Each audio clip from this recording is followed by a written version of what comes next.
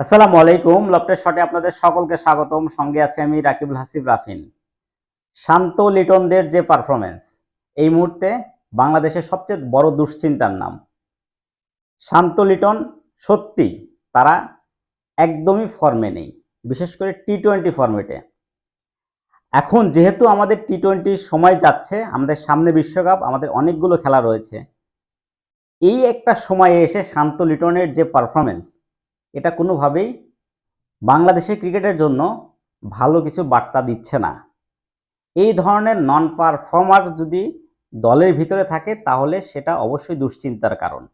কিন্তু শান্ত লিটনের এই বাজে পারফর্মের মধ্যে আরেকজন ক্রিকেটার রয়েছেন, তার পারফরমেন্সও কোনোভাবেই তিনি নিজেকে শো করতে পারছেন না এবং এমন পারফরমেন্স করছেন যেটা শান্ত লিটনের এই বাজে পারফর্মের কারণে তার পারফরমেন্সটাও সমালোচকদের কাছে সেইভাবে পৌঁছায়নি, যেটাও একটা বড় দুশ্চিন্তার কারণ।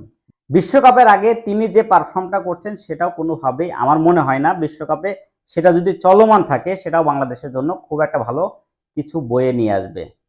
তিনি আর কেউই নন, আমাদের অটো চয়েস খ্যাত ক্রিকেটার। অটো চয়েস কোচ হাতুড়ে সিংয়ের, তিনি হলেন সৌম্য সরকার। একটু অবাক হলেন মনে হয়। অবাক হওয়ার মতো কিছু বলি নেই। সৌম্য সরকার রিসেন্ট বেশ কিছুদিন ইনজুরির কারণে দল থেকে বাইরে ছিলেন, আবার দলে কামব্যাক করেছেন এবং কামব্যাক ইনিংসটাও কিন্তু বেশ ভালো খেলেছেন। জিম্বাবুয়ের বিপক্ষে একটি 41 রানে একটা ইনিংস খেলেছেন। এরপরেও কেন দুশ্চিন্তা কারণ বলছি, সৌম্য সরকার সর্বশেষ টি-20 ফরম্যাটে হাফ সেঞ্চুরি করেছেন, সেটা 2021 সালে। আমি এর আগে একটা ভিডিওতে বলেছি সেটা 2021 সালে জিম্বাবুয়ের বিপক্ষে সম্ভবত 25শে জুন হারারেতে তিনি 68 রানের একটি ইনিংস খেলেছিলেন। এরপরে 2021 সাল চলে গেছে, 2022 সাল চলে গেছে, 2023 সাল চলে গেছে এবং 2024 সাল চলছে। এই সময়ের মধ্যে তিনি 24টি ইনিংস খেলেছেন। একটা জিনিস মাথায় রাখবেন, 24টি টি-20 ইন্টারন্যাশনাল ইনিংস খেলেছেন, কিন্তু সেখানে কোনো 50 করতে পারেনি।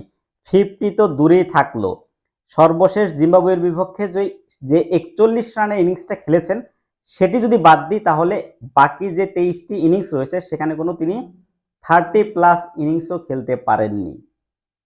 এই পারফরমেন্স অবশ্যই দুশ্চিন্তার কারণ। তিনি চাচ্ছেন 15-20-25 রান করছেন, আউট হয়ে যাচ্ছেন, দলকে বিপদে ফেলে দিয়ে আসছেন। একজন টপ অর্ডার ব্যাটসম্যান, তার কাছ থেকে দল অবশ্যই বড় সাপোর্ট চায়, সেই সাপোর্ট তিনি দিতে পারছেন না। এই 24টি ইনিংসে তিনি মোট রান করেছেন 279 রান, অ্যাভারেজ মাত্র 11.66, মানে 12 অ্যাভারেজেও তিনি রান করতে পারেননি এই লাস্ট 3 বছরে। স্ট্রাইক রেট শুনলে আরো অবাক হবেন, মাত্র 106। এই ধরনের পারফরমেন্স তিনি লাস্ট 3 বছরে করে যাচ্ছেন। তিনি অন্য একটি ফরম্যাটে ভালো করার কারণে হয়তোবা সুযোগ পেয়েছেন। এছাড়া তার রিসেন্ট পারফরমেন্স, তার বিপিএল এর পারফরমেন্স কোনোটাই টি-20 বিশ্বকাপের সঙ্গে তার দলে সুযোগ পাওয়ার ক্ষেত্রে আমার মনে হয় না খুব বেশি কাজে এসেছে। শুধুমাত্র হাতুড়ু সিংয়ের অটো চয়েসের ওই তকমা থেকে তিনি দলে চান্স পেয়েছেন। তাই আমার কাছে মনে হয় এই পারফরমেন্স যদি তিনি কন্টিনিউ করেন তাহলে অবশ্যই সেটা বড় একটা দুশ্চিন্তার কারণ আবারও হয়ে আসবে বাংলাদেশি ক্রিকেটে। দুজন ব্যাটসম্যান অফ ফর্মে, এর পাশাপাশি আরেকজন ব্যাটসম্যান যদি এই ধারাবাহিকতা বজায় রাখেন তাহলে বাংলাদেশ টপ অর্ডার থেকে যেহেতু সাপোর্ট পাচ্ছে না, 3 জন ব্যাটসম্যান যখন টপ অর্ডারে ফেল করবে তাহলে বাংলাদেশ আর কি সাপোর্টটা শুরুতে পাবে। তাই আমার কাছে মনে হয় লিটন বা শান্ত তাদের যে পারফরমেন্স এতটাই নিচে, যার ফলে সৌম্যর এই পারফরমেন্সটা আমার মনে হয় সবারই নজর এড়িয়ে গেছে। আমাদের আরেকটু নজর দেওয়া উচিত এই টপ অর্ডার ব্যাটসম্যানদের প্রতি। তবে সবচেয়ে বড় কথা হচ্ছে আউট অফ দ্য বক্স চিন্তা করতে হবে। যাই হোক, সৌম্যর এই পারফরমেন্স আমরা হয়তো আশা করছি না। তিনি আমেরিকার বিপক্ষেও একটা ভালো শুরু করেছিলেন। আমরা চাই নেক্সট ম্যাচে বা বিশ্বকাপ জুড়েই তিনি ভালো কিছু করবেন। সৌম্যর প্রতি শুভকামনা রইল। তবে তার প্রতি আরেকটা প্রত্যাশা আমাদের সবসময় থাকে, শুরুটা যেন তিনি বড় করতে পারেন। সবসময় একটা শুরু পান, এই শুরুটা যেন বড় করতে পারেন।